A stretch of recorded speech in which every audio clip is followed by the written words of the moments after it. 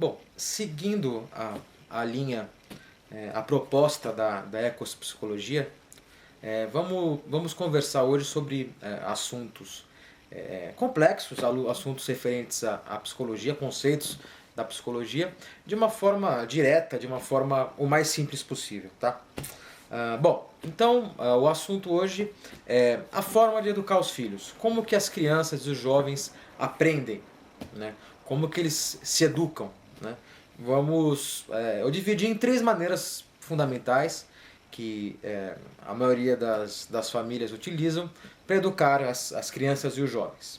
Começando de uma forma mais simples, tá? Que tem menos resultado, até a forma mais elaborada, que tem melhores resultados de educar os filhos. Então vamos lá. A primeira forma de educar os filhos, muito utilizada por aí, é bater, né? É a palmada.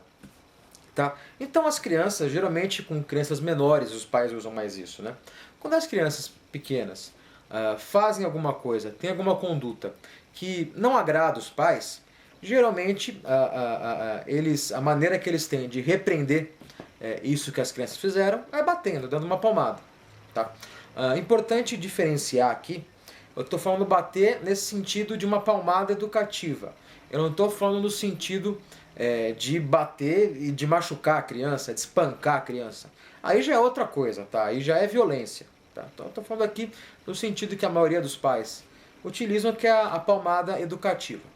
Ela funciona muito pouco, é uma forma pouco eficaz de educar os filhos, né? Porque pelo motivo que não existe uma compreensão.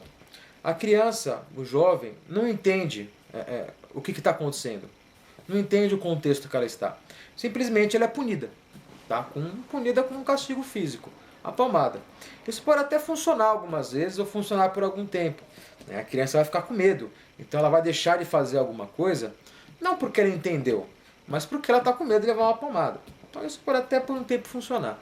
Mas, principalmente à medida que a criança vai ficando mais velha, isso perde a utilidade, principalmente na adolescência, em especial na adolescência. Tá? Então isso acaba não surtindo os resultados que os pais desejam. Tá? Justamente porque não existe uma compreensão. Só uma curiosidade importante para falar aqui no vídeo. Em 2014 foi aprovada aqui no Brasil aquela que ficou conhecida como a Lei da Palmada. É a Lei 13.010 de 2014. E nessa lei diz o seguinte: a criança e o adolescente têm o direito de serem educadas sem o uso do castigo físico. Então, segundo a lei 13.010 de 2014, a palmada, mesmo que essa educativa, ela no Brasil é ilegal. No Brasil, ela não, por lei, ela não deve ser utilizada. Tá? E muito menos o espancamento, a violência de fato contra a criança e contra o adolescente, que aí já configura crime mesmo. Tá? Mas mesmo a palmadinha educativa, segundo essa lei, ela não deve ser utilizada. Tá? Bom, então partimos para a segunda maneira de educar os filhos. Já uma maneira mais elaborada do que o bater, uma forma muito importante de educar os filhos, que é por via da conversa. Aqui eu estou falando conversa sobre uma orientação, né, de entendimento. A conversa é uma forma que os pais podem e devem utilizar para que a criança ou o jovem entendam os fatos, que haja uma compreensão daquilo que está acontecendo. Tá? A conversa do tipo, se você fizer isso, eu faço aquilo, a ameaça, ela está muito mais para a palmada do que para a conversa de fato. Tá? Então a conversa aqui ela tem uma função de uma reflexão. Ela convida a criança e o jovem a ter uma reflexão da situação. Isso é muito importante, tá? As crianças e os jovens devem ser estimulados para isso, para esse entendimento racional dos fatos. Tá? Então a conversa é importante e traz resultados. Só que as crianças e os jovens não aprendem somente por esse entendimento racional dos fatos. É por esse motivo que nem sempre só a conversa resolve. Nem sempre só a conversa traz os resultados esperados. Por quê? Quando a criança e o jovem estão aprendendo, eles não se baseiam só no racional, naquilo que os pais estão dizendo. O processo de aprendizagem é também, basicamente, aliás, um processo de interação. Então quer dizer que as crianças elas aprendem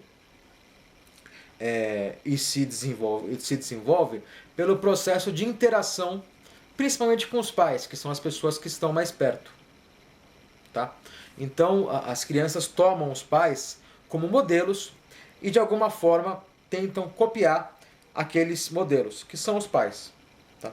Isso ocorre de forma inconsciente. As crianças e os jovens nem percebem, até os adolescentes, né? Nem percebem que estão fazendo isso, mas estão. Eles têm o modelo dos pais como referência e copiam esse modelo. Tá? Uma vez eu estava fazendo uma palestra numa escola e uma das professoras que estava lá assistindo, ela falou uma frase muito interessante que eu gravei. Ela falou assim: as crianças elas conseguem ler aquilo que está escrito nas costas dos pais, né? Então elas percebem aquilo que está por trás das condutas que os pais têm e tomam aquilo como modelo. Então é por esse motivo que nem sempre só conversar adianta, tá? Porque os pais são o exemplo, os pais são os modelos que as crianças vão seguir. E aí então nós entramos na terceira forma de educar os filhos. A primeira é batendo, a segunda é conversando, e a terceira, a mais complicada, mas também a que traz melhores resultados, é sendo exemplo, servindo de exemplo para os filhos. Tá? Vamos pensar aqui numa situação. É muito frequente, né, que a conversa só não adiante. Tá? Então vamos lá. Imagine o seguinte: a mãe, os pais, né, estão muito preocupados porque o filho está contando muita mentira. E os pais vivem conversando: filho, não pode contar mentira, é feio, não dá certo, as pessoas não gostam, você arruma problema, não é assim, não pode mentir, tá. E conversam muito com os filhos a respeito disso, mas o filho continua mentindo. Até que um belo dia, o pai está em casa, né, com a criança, a família toda lá, e toca o telefone do pai.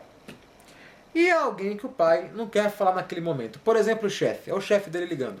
Ele não quer falar com o chefe. Né? Aí ele pega o telefone, né, atende rapidamente e diz: "Ô, tudo bem, desculpa, chefe, agora eu não posso conversar porque eu estou dirigindo. Depois a gente conversa." E desliga o telefone. A criança estava lá e viu. O que acontece? Temos uma situação que a gente chama na psicologia situação de duplo vínculo.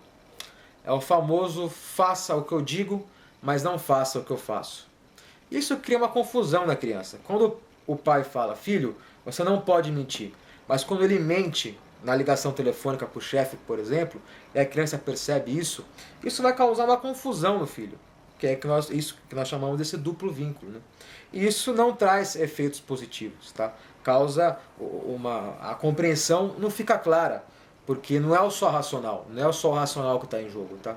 Então tudo isso vai dificultando, vai criando um entrave na comunicação entre pais e filhos. Esse foi só um exemplo, mas existem milhares de outros exemplos. Um que eu ouço bastante: o casal tem um filho e depois de algum tempo resolve ter o segundo filho. E durante a gravidez ou quando o filho nasce, eles começam a perceber que o filho mais velho, que o irmão mais velho, começa a ter muitos ciúmes do irmão mais novo. Até querendo bater, enfim, né? Ou uma outra coisa que é muito comum: o irmão mais velho regride, então volta a usar fralda, volta a ter condutas que ele não tinha mais, enfim. Para, de certa forma, chamar a atenção dos pais. Né? E isso os pais percebem, fica claro para os pais que o irmão mais velho está com muitos ciúmes. Né? Aí os pais vão lá e falam: filhinho, você não pode ter ciúmes, é o seu irmãozinho, papai e mamãe ainda gostam de você mesmo assim, não é nada disso, não sei o quê. Então o pai e a mãe vão lá e fazem toda essa conversa. Só que na verdade, como funciona na prática? Vamos supor, o irmão mais velho é muito ciumento do irmão mais novo, só que dentro da casa, por exemplo, a mãe é muito ciumenta com o pai. Né? A mãe é uma pessoa possessiva, uma pessoa extremamente ciumenta em relação ao pai. O filho está presenciando e está entendendo esse modelo. Né? Ou mesmo os pais são muito ciumentos e possessivos para com o filho mais velho. Por exemplo, não deixa o filho ficar com os avós, não deixa o filho ficar com os amigos, ficar com os tios, que são muito possessivos, né? Então existe toda essa situação ocorrendo. Os ciúmes e a possessividade, o não saber dividir, não ter esse entendimento, são um modelo frequente dentro da casa. E aí, lógico, quando aparecer um irmãozinho mais novo, obviamente o irmão mais velho vai repetir esse modelo, tendo ciúmes do irmão mais novo, né? Então acho que isso fica muito claro para mim. Espero que meus exemplos possam também, de alguma forma, ficarem claros para vocês. Isso que nós chamamos de duplo vínculo. Agora, como eu falei, o exemplo é a forma mais poderosa de educar e de influenciar as crianças e os jovens. Então, uma recomendação que eu deixo aqui: procurem ser o exemplo. Isso funciona mais do que qualquer conversa. Tá? Se você quer que seu filho estude, a melhor maneira de você fazer com que ele estude é você estudando, ou valorizando o estudo, né? Existem muitas pessoas que estudaram só a escola regular, o ensino médio, ou até que fizeram uma faculdade, mas não valorizam o estudo. Fizeram uma faculdade e depois nunca mais estudaram. Ou terminaram a escola e não quiseram fazer uma faculdade. Isso pessoas que não veem o estudo como de fato uma coisa importante na vida. E cobram dos filhos para que eles estudem. Aí é complicado, né? Então, a melhor forma, se você quer que seu filho estude, é valorize o estudo, dê valor a isso. Ou melhor ainda, estude você, caso você não tenha estudado. Caso você já tenha estudado, dê valor a isso. Né? Essa é uma forma muito poderosa de fazer com que as crianças e os jovens, né, sejam influenciados, tá certo? Então é isso. A palmada, o bater, a forma mais simples, mas que menos funciona. A conversa, que é fundamental, mas tem uma limitação. E o exemplo, que é a forma mais poderosa de educar e influenciar os filhos. Tá? Se você tiver alguma dúvida, algum comentário, deixa aqui embaixo que eu vou procurar responder de forma atenciosa assim que possível. E também, se você gostou do vídeo, se inscreva no canal para receber novos vídeos e poder, enfim, aí, acompanhar o canal Ecos Psicologia, tá certo? Valeu, até a próxima.